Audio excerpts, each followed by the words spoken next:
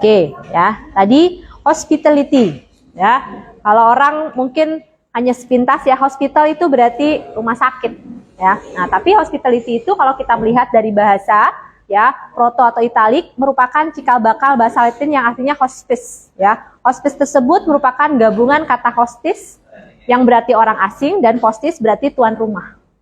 Ya, ini kalau dari etimologinya, ya. Sementara kalau dalam bahasa Inggris, hospitality itu didefinisikan sebagai kata friendly, ya, yang artinya ramah, ya, yang murah hati atau dermawan dan memberikan hiburan kepada tamu atau orang baru. Ya, kadang-kadang sering juga digunakan untuk memberikan perlakuan istimewa terhadap tamu yang tinggal dan menggunakan fasilitas. Ya, salah satunya ya dari kuis ini, ya, kepada kami memberikan keramah tamahan, memberikan fasilitas yang ada di kuis ini, itu adalah salah satu dari hospitality. Ya, bisa diartikan sebagai hospitality. Nah, adapun industri hospitality dapat diartikan sebagai bentuk perusahaan yang terlibat dalam penyediaan jasa untuk tamu.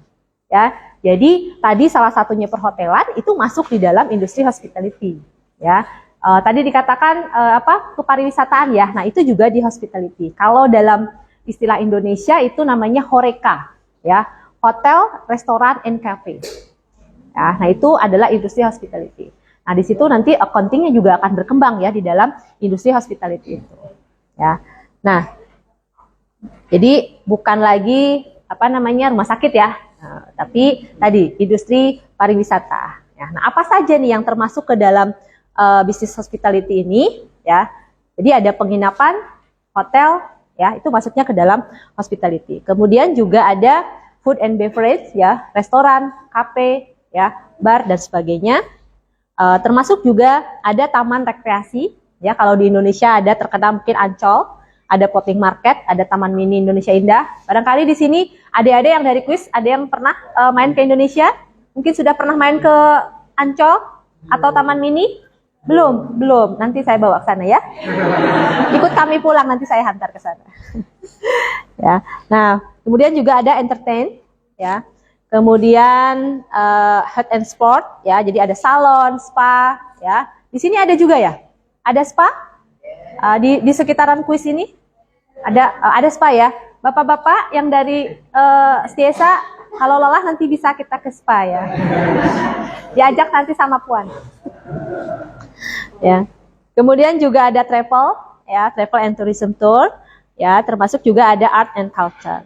Ya. Nah, ini adalah bisnis-bisnis yang termasuk di dalam industri hospitality. Jadi tadi salah satunya hotel, kepariwisataan, ya semuanya masuk di situ. Ya, tidak hanya hotel, tadi ada kafe, ada taman rekreasi, taman bermain, ya termasuk juga di dalamnya travel and tourism tour itu juga termasuk dalam industri hospitality. Ya, kalau kita berbicara tentang accounting itu kan luas ya. Karena perusahaan mana sih yang tidak membutuhkan accounting? Adik-adik di sini kebetulan ini dari jurusan accounting. Yeah. Ada nggak perusahaan yang tidak membutuhkan accounting? Ada kan? Iya. Makanya masuk accounting biar bisa di perusahaan manapun, ya kan? Promosi ya ceritanya. Ya. Jadi, nah accounting ini juga sangat diperlukan untuk bisnis hospitality, ya. Karena penginapan, hotel, food and beverage, termasuk travel and tour, ya. Tourism itu juga mereka butuh pencatatan, butuh pembukuan, ya, dan itu memang diajarkan di accounting. Ya. Nah, ini nanti kita lihat berikutnya karakteristiknya. Ya. Ini karakteristik dari bisnis hospitality. Ya. Hospitality itu umumnya berusaha untuk bertujuan menghasilkan profit. Sebagian memiliki unsur edukasi dan mungkin mendapatkan sumbangan dari pemerintah, misalnya museum.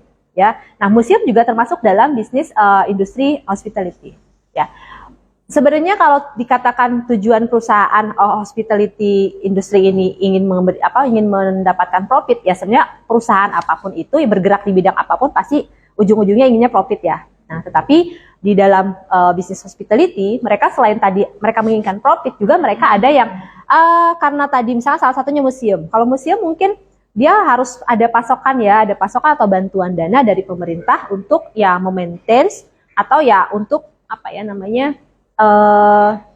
ya menggerakkan dari museum tadi gitu ya, karena itu memang milik pemerintah. Jadi memang ya biayanya dananya juga semua dari pemerintah. Dan itu semua maupun yang dimiliki pemerintah ataupun swasta ya tetap aja kita harus melakukan pencatatan ya, pembukuannya harus tepat, pencatatannya harus bagus ya. Nah, kemudian di dalam bisnis hospitality ya, ini dia memiliki siklus harian, mingguan, bulanan dan musiman ya. Contoh misalnya ketika di restoran ya, restoran itu ada siklus harian. Ada restoran-restoran tertentu yang memang dia bukanya di jam-jam tertentu kan. Ada yang memang khusus untuk breakfast ya, untuk sarapan, untuk lunch atau untuk dinner. Tapi ada juga yang memang restoran itu buka setiap saat ya. Dan itu nanti dalam hal accounting atau pembukuannya mungkin akan ada sedikit perbedaan dari perusahaan umum seperti biasanya.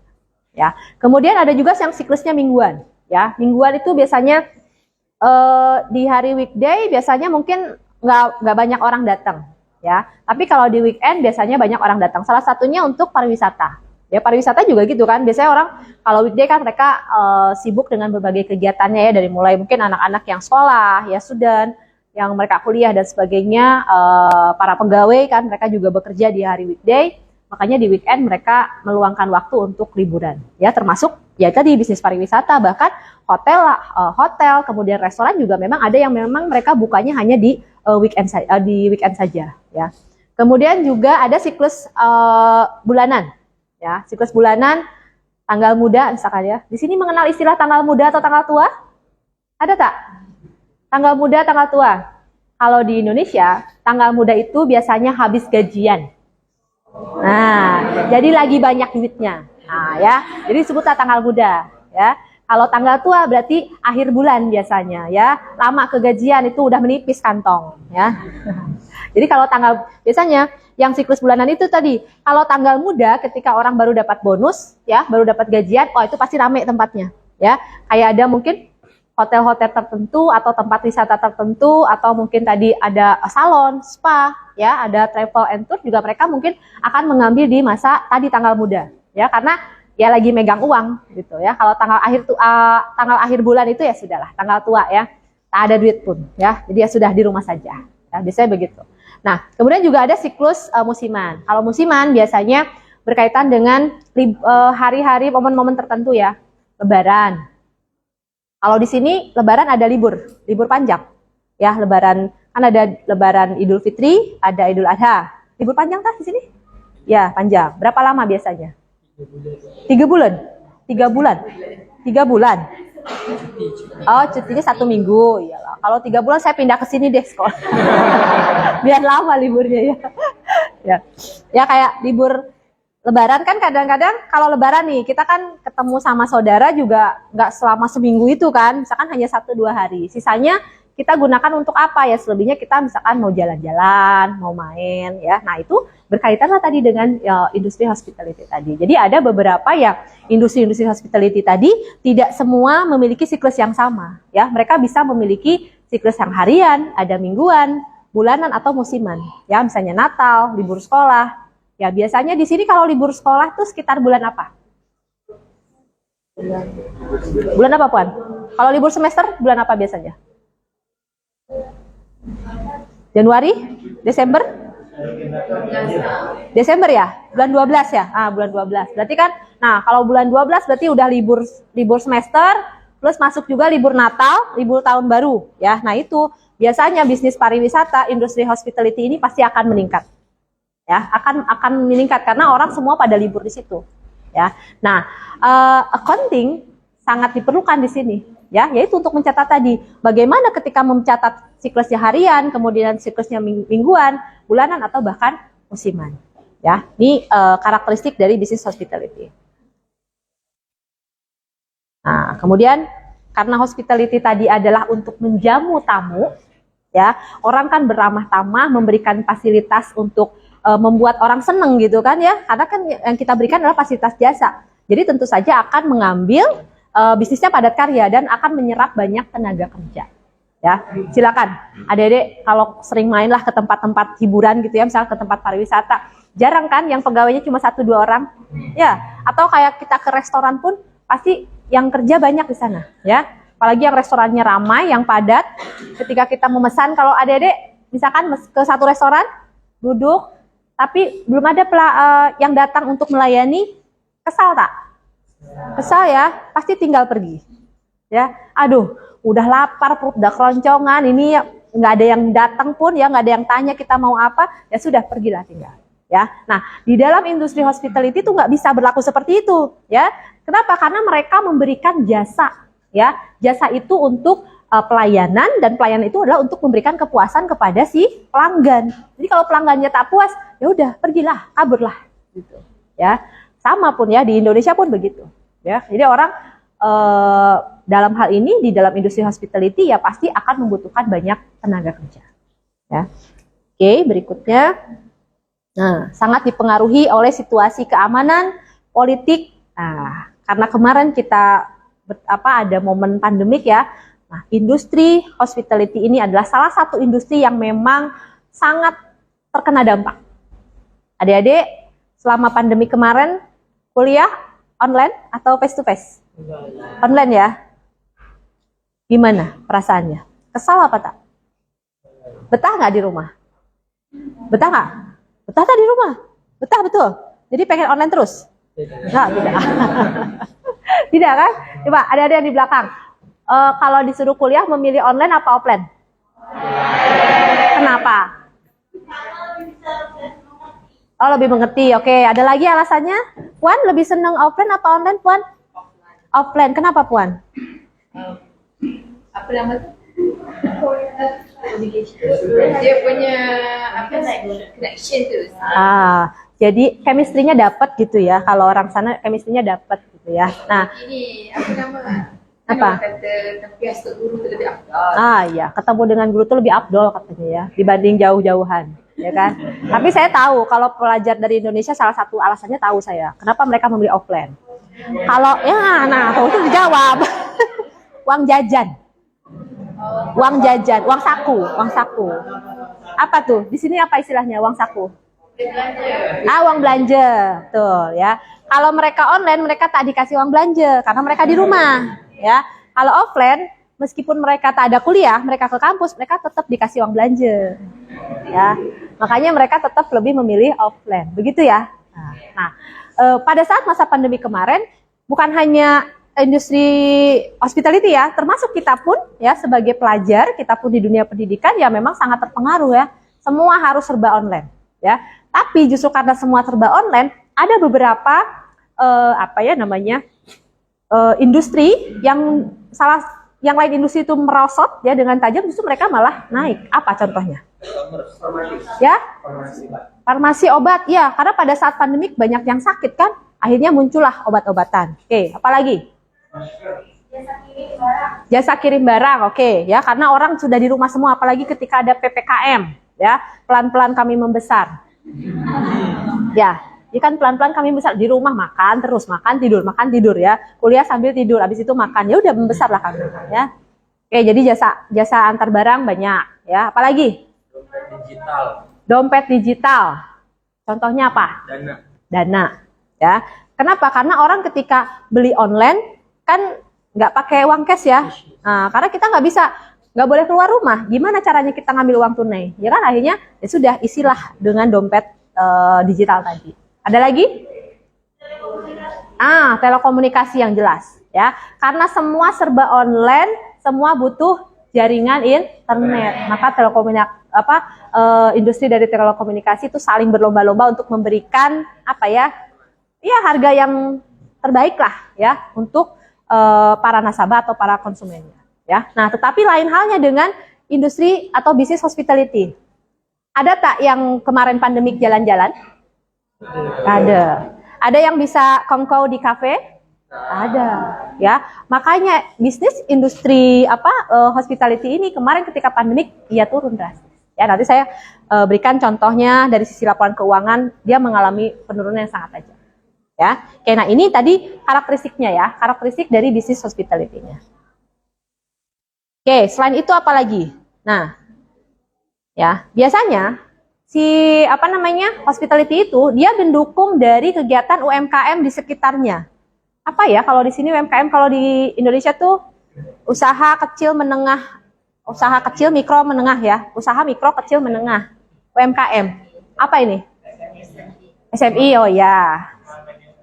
Nah itu ya, kalau di kami itu namanya UMKM. Jadi kenapa? Karena contoh gini, ketika adik-adik misalnya jalan-jalan ke tempat wisata ya, biasanya kan suka ada tuh kayak oleh-oleh ya, semacam buah tangan lah ya, buah tangan yang khas dari sana. Nah, mereka mengambil oleh-oleh tadi, buah tangan tadi adalah dari para UMKM.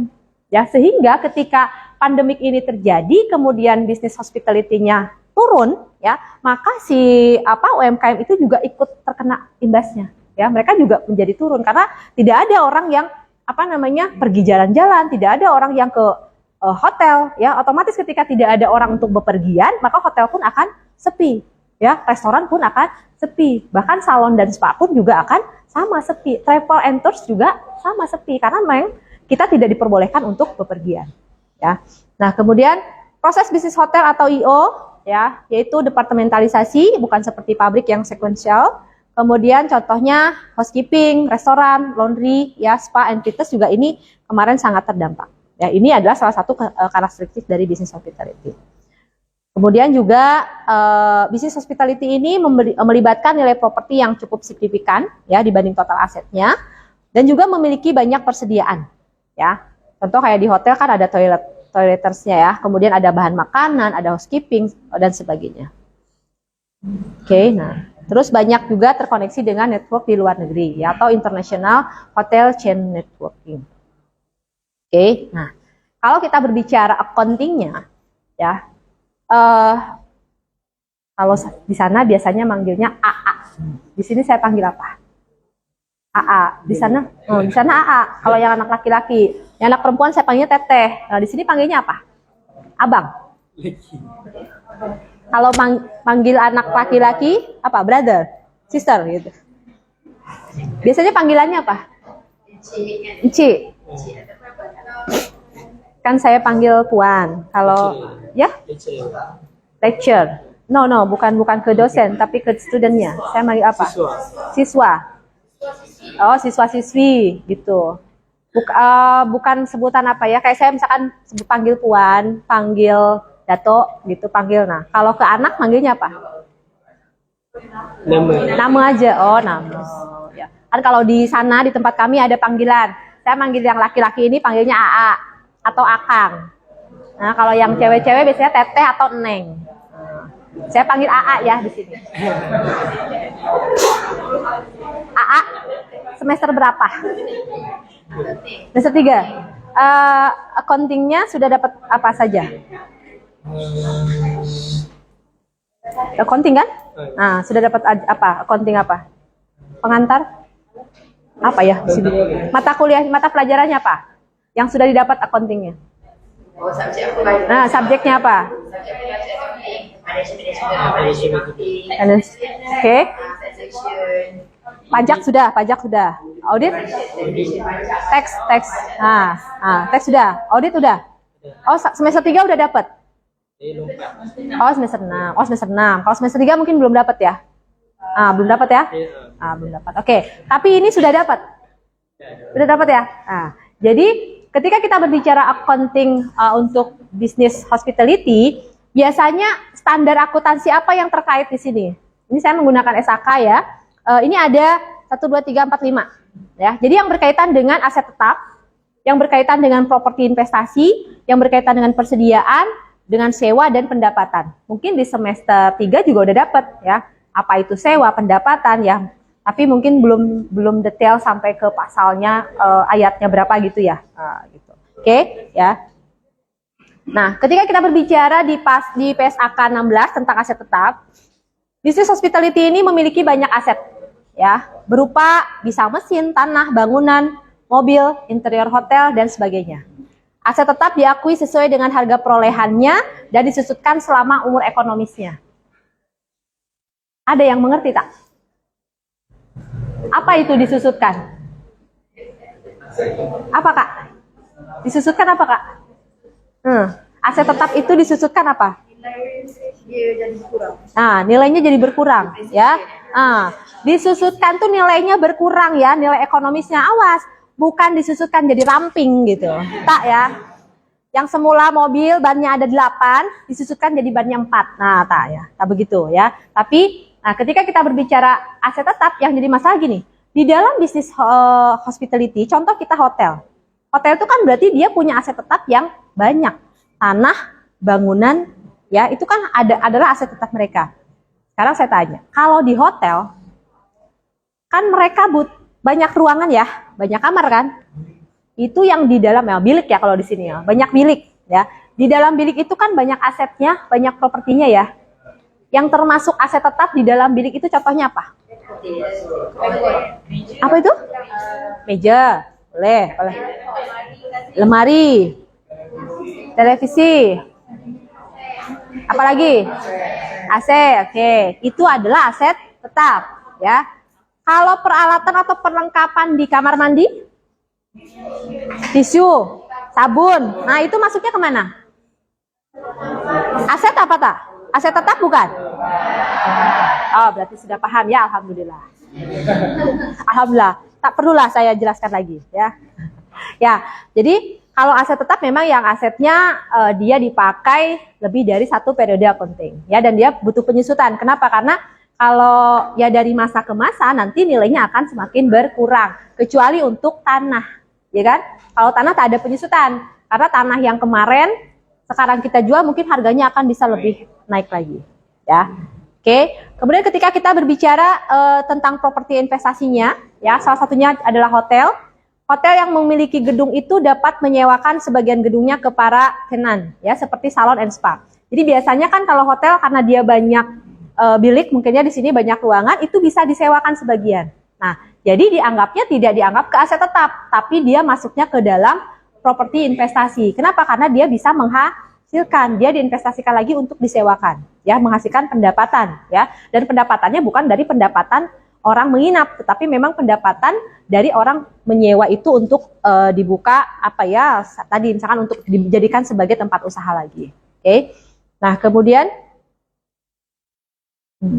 ya, maka ada bagian dari gedung yang dianggap tadi seperti memiliki ya properti investasi. Jadi ada yang memang diakui sebagai aset tetap, ada yang diakui sebagai properti investasi. Kalau aset tetap itu kita beli, kita gunakan, ya. Kita gunakan sendiri, itu aset tetap. Tapi ketika kita membeli, tapi kemudian kita sewakan, ya masuknya sebagai properti investasi. Ya. Oke. Nah, kalau tadi aset tetap kita gunakan itu untuk pengukurannya dengan metode historical cost, jadi dengan menggunakan harga perolehan.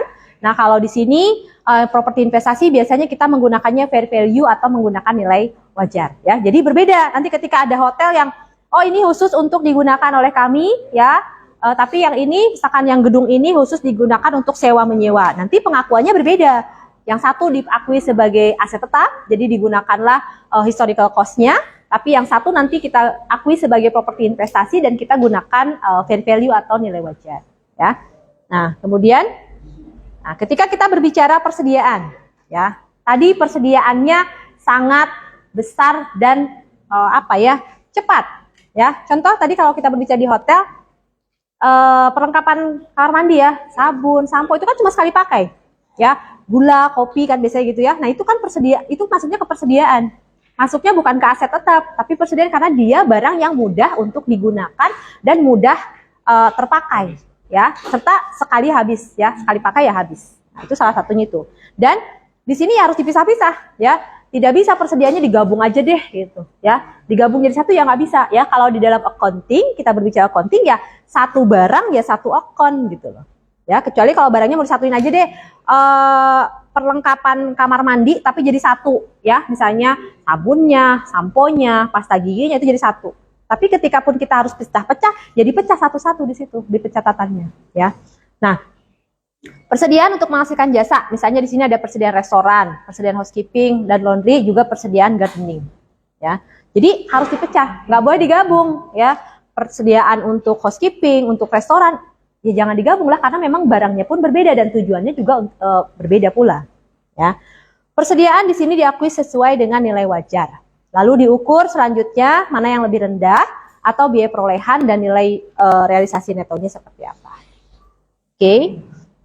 Kemudian bila ada persediaan yang rusak, maka harus segera dibebankan. Ya kalau kita misalnya sudah menyiapkan persediaan, contoh misalnya kita sudah siapkan tisu gulung, ya, misalnya sudah satu pak besar yang isinya misalkan 1000 pieces. Ya, ternyata dari 1000 pieces itu ada yang rusak 100 pieces. Nah, itu langsung dibebankan, dianggap sebagai kerugian. Ya, karena tidak bisa kita pakai lagi. Itu seperti itu. Dan berikutnya adalah PSAK 73 yaitu sewa. Di mana di sini manajemen hotel banyak yang tidak memiliki properti sendiri dan menyewa dari pihak lain. Nah, ini kan muncul ya contoh ada Oyo, ada Red Door, ya, Travelio, Airbnb, ya. Nah, ini jadi mereka kayak pernah nggak sih kalian misalkan mau ke hotel tapi menyewa lewat aplikasi?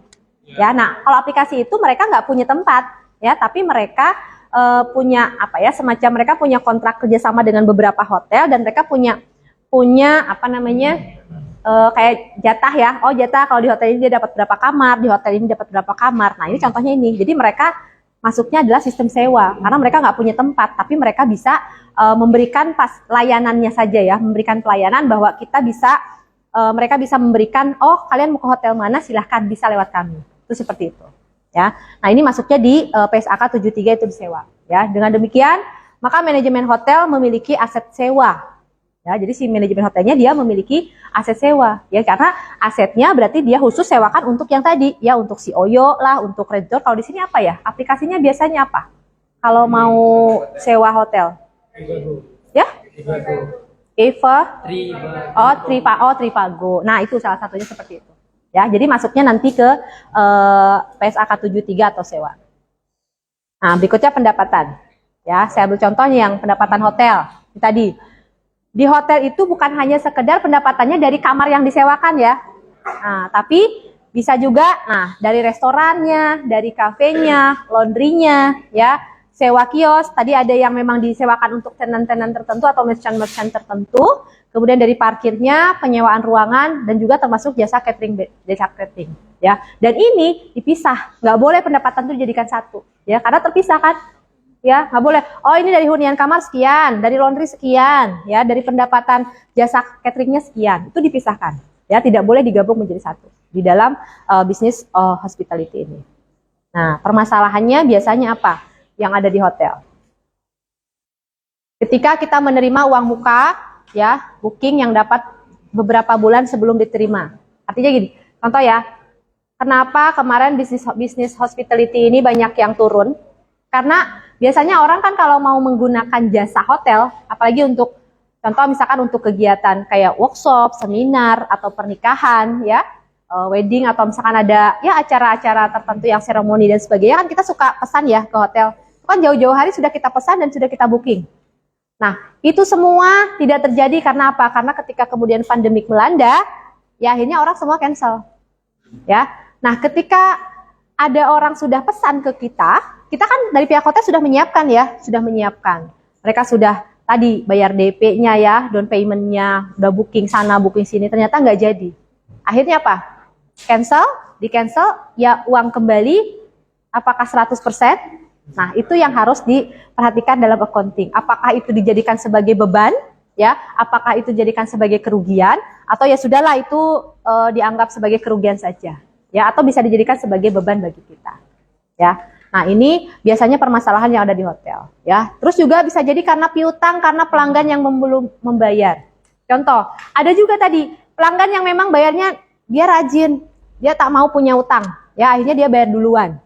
Padahal belum kejadian. Tapi ada juga yang sudah terjadi, ya kejadiannya sudah sebulan yang lalu, mereka sudah gunakan gedung conventionnya itu di sebulan yang lalu, tapi sampai sekarang belum bayar pula. Ya, nah itu kadang kejadian di situ. Emang ada, ya realnya adalah seperti itu. Ya, nah itu yang harus kita nanti masuknya kemana ini dalam accountingnya? Bagaimana kita mencatatnya? Ya, di dalam bisnis mereka itu seperti itu. Dan ada juga ya pendapatan yang sesuai dengan siklus tadi. Tadi ya, masuknya ke siklus harian kah, mingguan kah, bulanan atau musiman. Oke. Nah, ketika kita berbicara tadi industri pariwisata, kemudian kita kaitkan dengan pandemik yang kemarin sudah terjadi, mudah-mudahan tidak ada perpanjangan ya pandemiknya ya. Alhamdulillah masa ini kita bisa langsung ya ke kuis setelah 2 tahun kemarin kan kita tidak kemana-mana ya, tidak bisa pergi. Ya alhamdulillah sekarang adik-adik nih mahasiswa dari Setiesa bisa berjumpa dengan kawan-kawan yang ada di kuis ini ya. Mudah-mudahan pandemiknya sudahlah berakhir sampai di sini ya, sudah tak ada lagi pandemi ya. Biar kita sehat semua dan nanti adik-adik yang dari kuis kami tunggu di Setiesa ya di Indonesia. Nah ini ya, dampak dari pandemik itu apa? Udah jelas ya.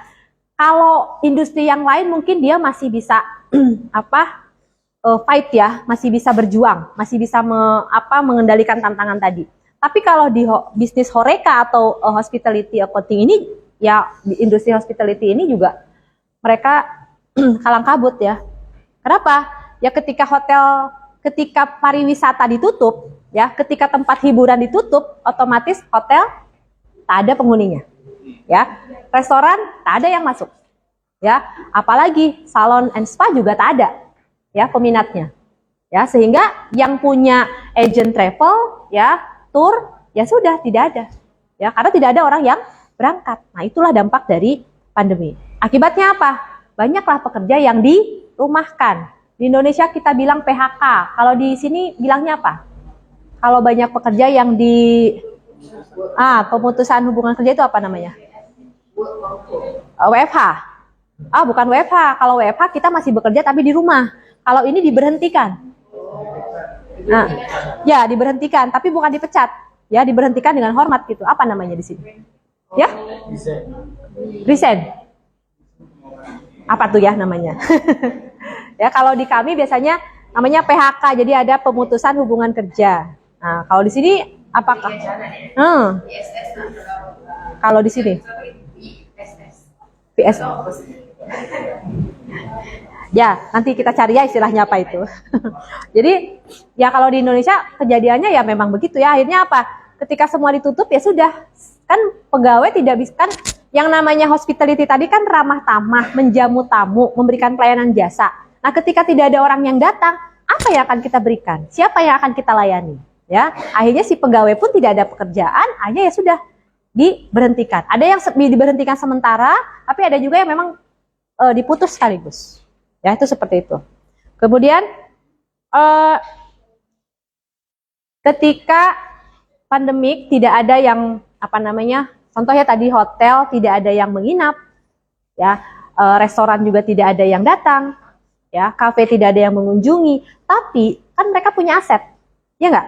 Aset itu harus di maintenance, ya nggak? Kan harus dipelihara dan itu tetap harus mengeluarkan biaya, ya. Sementara pendapatannya tidak ada.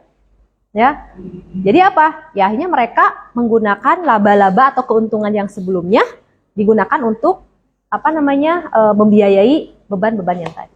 Ya, sehingga gimana caranya mau bayar pegawai, gimana caranya mau bayar tenaga kerja, sementara untuk memenuhi maintenance atau pemeliharaan asetnya sendiri aja mereka kebingungan. Ya akhirnya tadi adanya pemutusan hubungan kerja tadi.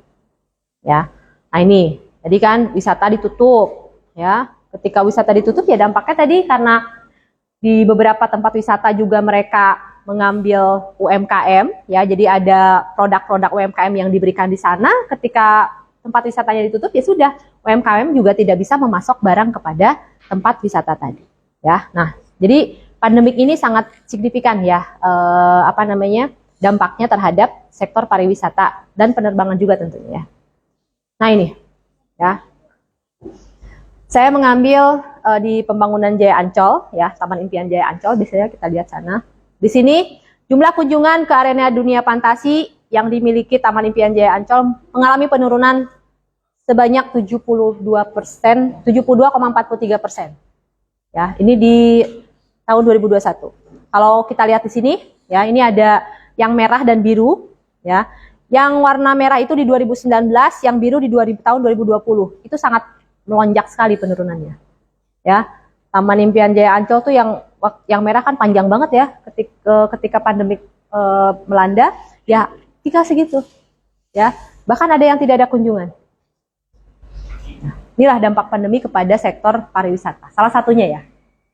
Ketika kita berbicara ya ini pariwisata ya ini sangat berdampak. Tapi mudah-mudahan setelah kita recovery ya, sekarang recovery mulai kita kembali bangkit dari pandemik ya, mudah-mudahan nanti akan semakin naik ya. Nah, kalau kita lihat di sini saya ada contoh laporan untuk pembangunan Taman Pembangunan Jaya Ancol dan Genting ya di Malaysia. Nah, ini sih kalau ini adalah siklus kemarin terjadinya pandemik di kita ya, dari mulai bulan Juli ya di tahun 2020 sampai dengan akhir Desember tahun 2020. Jadi mulai kita kapan ditetapkan adanya pandemik, kemudian ada PPKM, dan PPKM-nya juga kan ada yang berlevel-level ya, ada level 1, 2, 3, pandemik keberapa gitu ya, PPKM keberapa sampai dengan akhir Desember kemarin. Oke, nah nih contohnya ya. Kalau adik-adik perhatikan, kita ngambil ini fokus ke pendapatan ya dari sisi pariwisata. Ini sangat turun. Yang dari 2017 ada di angka miliar ya, 1 triliun itu sebenarnya dalam ribuan rupiah. Di sini hanya mencapai 268 juta. Ya, padahal sebelum-sebelumnya sudah lebih dari 1 M. Ya, jadi ketika pandemik terjadi ya di tahun 2020 dan 2021 ini masih mengalami penurunan. Ya, ini untuk di Taman Impian Jaya Ancol. Ya, dari sisi pendapatan. Nah, dari sisi labanya di sini ya. Jadi mengalami penurunan juga tuh. Labanya yang semula sampai ratusan ya, sampai ratusan di sini hanya puluhan saja. Ya, ini adalah salah satu dampak adanya pandemik terhadap bisnis Horeca atau bisnis hospitality ini. Ya. Nih, kemudian nah, kalau kita lihat dari sisi ini di tahun membandingkan di tahun 2020 ke 2021 ya, karena 2020 2021 masih ya. Nah, sementara begitu masuk 2022 itu kita sudah mulai recovery. Ya, saya tidak mohon maaf saya tidak masukkan data yang 2022, jadi saya baru membandingkan yang 2020 dan 2021 saja. Ya, di sini di 2020 dan 2021 juga mengalami penurunan.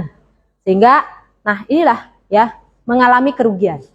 Tapi kerugiannya di 2021 sudah mulai berkurang ya, karena tadi sudah mulai recovery. Ya. Ini untuk Jaya Ancol ya, contoh di Indonesia. Nah, sekarang saya menggunakan di Genting. Ya, ini di Genting juga sama. Ya. Dari 2017, 18, 19 dia mengalami peningkatan. Ya, tapi ketika kemudian muncul pandemik, sama pun di Malaysia 2020 ya mungkin ya, si pandemiknya datang itu kan. Nah, ini mulai langsung turun. Ya, langsung turun dari 21 ke 11.000. Ya, dan di 2021 mungkin sudah mulai recovery, dia ada sedikit kenaikan. Ya, meskipun ya kerugiannya masih tetap tinggi di tahun 2021 itu. Ya, nah ini adalah sebagai salah satu dampak dari pandemik terhadap bisnis Horeca, ya, dan atau bisnis hospitality industri. Ya, jadi pandemik ini memang sangat berdampak sekali ya, khususnya untuk semua industri, dan salah satunya tadi untuk industri dari hospitality ini. Ya, oke. Jadi ini kesimpulan yang bisa saya ambil ya, bahwa pandemi COVID ini sangat berpengaruh terhadap bisnis hospitality, terutama industri taman hiburan atau tadi hospitality industry ya. Kemudian bisnis hospitality ini adalah bisnis yang unik karena memiliki tadi 4 siklus ya. Ada siklus harian, siklus mingguan, bulanan, dan musiman.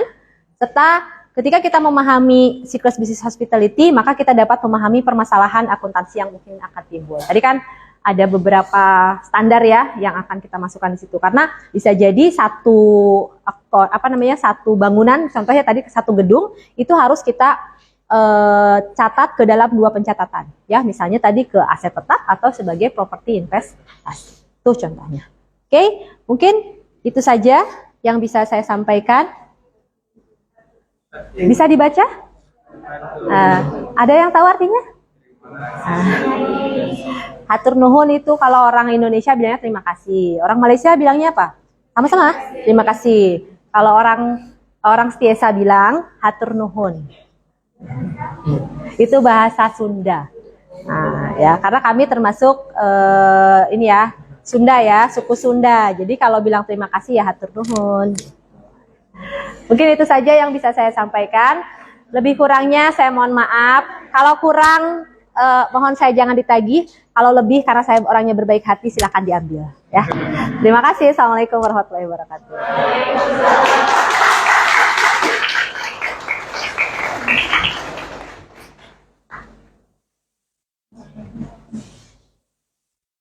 Silahkan mungkin atau kita lanjutkan dengan sesi berikutnya atau ada sesi tanya jawab dulu, silakan.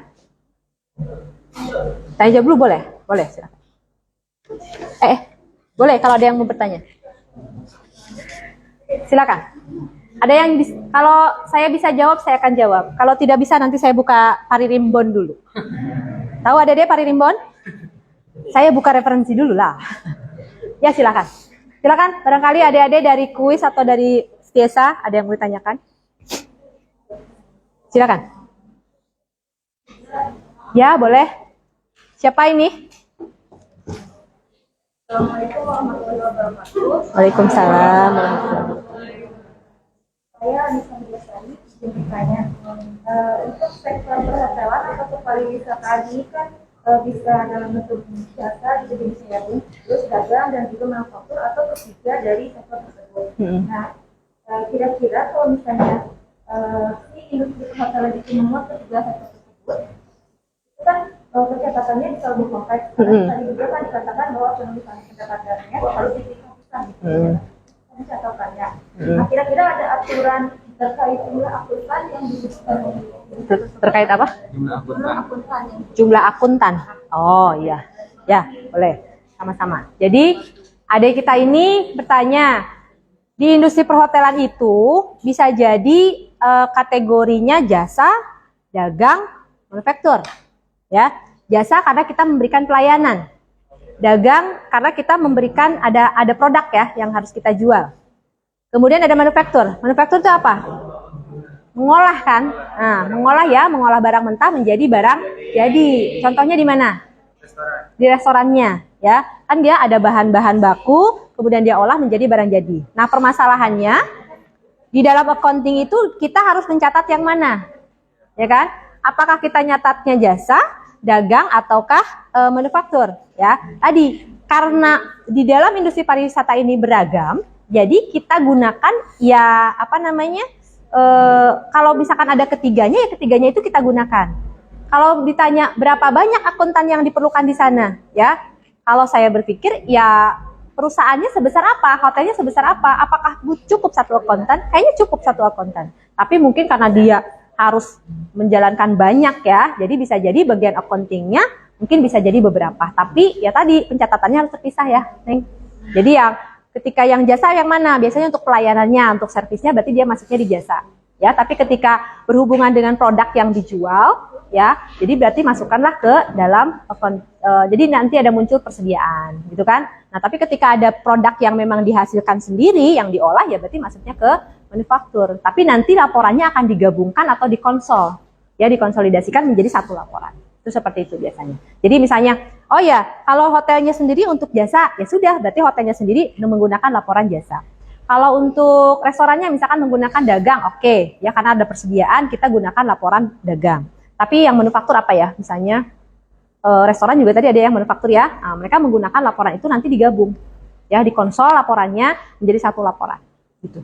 Ya, kalau jumlah akuntannya ya tadi tergantung dari perusahaannya mau sebesar apa. Ya, kalau misalnya perusahaannya itu besar dan memang butuh seorang akuntan, butuh akuntannya itu banyak, ya boleh lah banyak. Ya, tapi tetap nanti satu pencatatan. Gitu. Ya, bisa dipahami ya. Oke. Silakan mungkin dari adik-adik yang lain. Boleh. Siapa namanya? Aini. Ya, boleh. Saya nak tanya, apa bantuan kerajaan Indonesia untuk membantu industri hospitality waktu pandemik? Oh ya, jadi apa sih yang dilakukan oleh pemerintah kami ketika membantu untuk pada saat pandemik ya, khususnya untuk industri hospitality ini.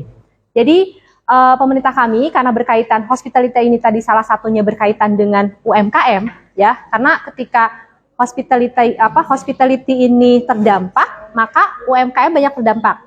Jadi salah satunya kami memberikan bantuan apa ya namanya itu? Jadi diberikan semacam apa ya istilahnya? Subsidi ya. Subsidi untuk para UMKM yang terkena dampak akibat dari ditutupnya bisnis hospitality ini. Gitu. Kan tadi salah satu misalkan ketika di bisnis pariwisata itu tutup karena yang biasanya mensuplai barang-barang atau produk-produknya dari pihak UMKM, maka UMKM-nya diberikan subsidi dari pemerintah. Ya. Jadi ada beberapa subsidi. Nah, sementara kalau untuk pegawai, untuk pekerjanya, itu juga mereka diberikan subsidi yang pekerja mempunyai apa sih namanya kartu jam sostek kalau di sana.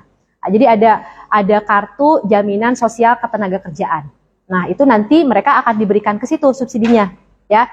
Besarannya ada yang sekitar 1,2 juta. Kalau ada yang 600.000, ada juga kalau yang untuk UMKM terakhir itu dapat 2,4 juta. Itu diberikan seperti itu. Nah, kalau untuk hospitality sendirinya ya, untuk misalkan untuk bisnis pariwisata dan sebagainya, pada saat PPKM kemarin memang tidak ada ya. Itu jadi tetap harus ditutup. Tapi kemudian diberikan kebijakan oleh pemerintah, mereka boleh membuka tapi dengan hanya 25% kuotanya. Jadi tidak, misalkan bangunan tersebut bisa digunakan untuk 1.000 orang, mereka membatasi hanya sebatas 250 orang saja. Itu mungkin yang diberikan oleh pihak pemerintah. Dan dari sisi pajaknya, mereka juga diberikan keringanan dari sisi perpajakannya. Gitu. Pada saat, karena kan gimana mereka mau bayar pajak ya, karena mereka pun mengalami kerugian. Nah, jadi kemarin pemerintah lebih mengarahkan itu bukan kepada si industrinya, tetapi kepada yang terdampak dari industri tersebut. Jadi kepada si karyawannya atau pegawainya, dengan memberikan salah satunya subsidi tadi. Itu deh. Ya, bisa dipahami dah.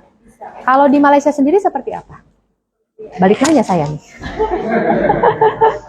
Perniagaan akan diberi macam tak perlu bayar, loan dengan bank sebanyak beberapa bulan dan 6 bulan. Oh gitu. Oh iya. Oh gitu. Ya. Nggak bayar. Oh iya. Kalau untuk tadi masalah bayar membayar ya dari pihak perbankan juga, khusus untuk yang pegawai di bawah UMR ya, sama yang untuk UMKM itu mereka diberikan keringanan juga. Ada keringanan berapa bulan tidak membayar, kemudian karena kemudian pandemiknya berlangsung lama, mereka memberikan keringanan juga dengan restrukturisasi utang. Gitu. Jadi diperpanjang dengan masa cicilan yang lebih lama dan besaran cicilan yang lebih kecil. Kemarin kami diberikan seperti itu. Iya. Gitu. Sama ya, lebih kurang sama mungkin ya seperti itu ya. Tapi sangat terdampak sekali ya. Salah satunya ya mahasiswa juga sangat terdampak ya. Ya. Gitu. Tapi insya Allah mudah-mudahan enggak ya. Buktinya kami kan sudah bisa ke sini. Ya insya Allah pandemiknya sudah berakhir lah dengan kita datang ke sini, berarti salah satu tanda bahwa pandemik sudah tidak ada. Ya, mudah-mudahan kita semua sehat. Oke, silakan. Barangkali masih ada dari Puan mungkin atau dari Bapak Ibu yang di belakang sana. Sepertinya sudah mulai nundutan ya. Ada yang tahu apa itu nundutan? Ngantuk. Ya, sudah mengantuk. Ya, bahasa Subang sana, nundutan namanya. Macam pelajar ya? Yang ambil accounting disebabkan COVID berkurang ada tak? Oh, iyalah. Mahasiswa kami yang daftar ke STESA ketika COVID kemarin terjadi mengalami penurunan. Sangat terdampak sekali. Ya, tapi alhamdulillah masih banyaklah mahasiswa yang daftar ke kami meskipun tidak sebanyak yang sebelumnya, Puan. Ya, tapi masih ada. Ya. Ini sekarang pun kita masih ada penerimaan ya, atau terakhir ya kemarin ya. Pas kita berangkat terakhir ya kemarin, sudah gelombang 4. Karena kami di sana tahun ajarannya September baru mulai.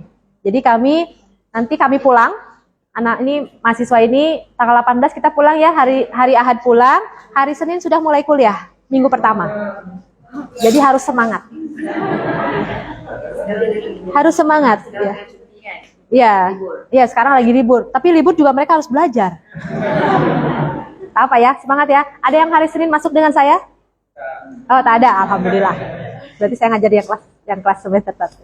Kalau di Indonesia, private company, pekerja-pekerjanya gaji apa ya? Income ya, gaji. Adakah dipotong ataupun dideduct daripada dia punya wage tu, income tu, untuk dihantar ke sedikit untuk dia punya untuk masa tua nanti? Oh iya, ada. Jadi gaji dari si pegawai itu dipotong perusahaan untuk diberikan nanti di masa tuanya. Itu ada. Ya ada. Jadi kalau ya contoh di kampus kami pun ada namanya DPLK. Ya jadi apa ya namanya DPLK teh, Pak? Saya lupa singkatannya. Kepanjangannya apa gitu. Tapi memang itu ada gaji yang dipotong, itu ada untuk satu untuk jaminan sosial tenaga kerja, kemudian itu khusus jadi misalnya kayak kecelakaan kerja itu ada, kemudian ada jaminan kesehatan ya, BPJS ya, kalau di Indonesia ada BPJS, jadi karyawan kalau misalkan sakit atau apa tuh mereka tinggal ke rumah sakit atau ke klinik yang di tempat yang mereka memang sudah kontrak dengan perusahaan tanpa membayar. Kemudian juga ada tadi untuk termasuk jaminan hari tua. Jadi ketika nanti mereka pensiun, mereka akan dapat pesangon dari perusahaan, termasuk juga dari jaminan hari tua tadi. Itu akan dapat. Sama. Boleh dikeluarkan pensiun itu? Biasanya setelah mereka keluar pensiun. Jadi misalkan usia 60 tahun ya? Usia 60 tahun. Sama. Jadi 60 tahun ketika mereka keluar dari pensiun dari pekerjaan, mereka akan dapat langsung dengan tunjangan hari tua tadi. Mungkin tak jauh beda ya, di Malaysia pun begitu Puan. Oke, terima kasih Puan. Cuma kalau di Indonesia kan harga mobil yang kata apa first hand lah, bukannya yang second hand. Yang baru. Berapa ya kalau di sana? Pak Devi, harga mobil yang baru berapa? Ini kebetulan dealernya ada di sini, Pak.